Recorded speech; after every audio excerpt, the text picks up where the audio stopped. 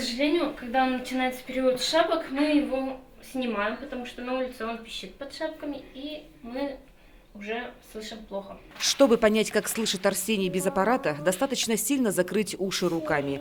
Звук будет гулким и далеким. Ясно слышать родителей и общаться с маленькой сестренкой 6-летний мальчик может только, когда наденет на голову вот такую повязку – современный слуховой аппарат костной проводимости. Особенный Арсений с рождения. У мальчика нет ушных раковин и закрыты слуховые проходы. Это редкая патология. Мальчику нужны 2 комбинированные операции по восстановлению слуха и имплантации ушей. Помочь Арсению согласились медики из США. Одна операция стоит $78 тысяч, и нам ее готов оплатить Трусфонд. На вторую мы собираем сами, открыли сбор в соцсетях, обращались в другие фонды.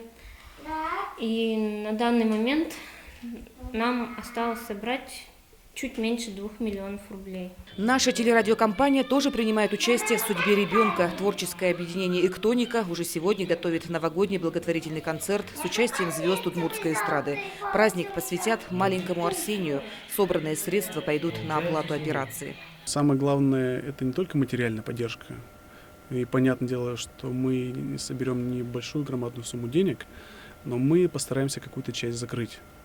И второе, это тоже немаловажный фактор, это, естественно, поддержка родителей и самого ребенка, что они знают, что есть люди, которые готовы пойти на помощь, протянуть руку. Ребенок, которому оказывается помощь, приходит в конце и выходит на сцену. Вот вся черствость людей, которая присутствует, она куда-то теряется, и многие плачут в этот момент. И я считаю, что это вот достаточно такие трогательные моменты, и это так и должно быть. Для всей семьи Арсения концерт станет настоящим подарком к Новому году, ведь впереди непростое испытание. Первая операция мальчику назначена на октябрь 2017 года. Елена Обуховская, Илья Дерендяев, телеканал «Моя Удмуртия».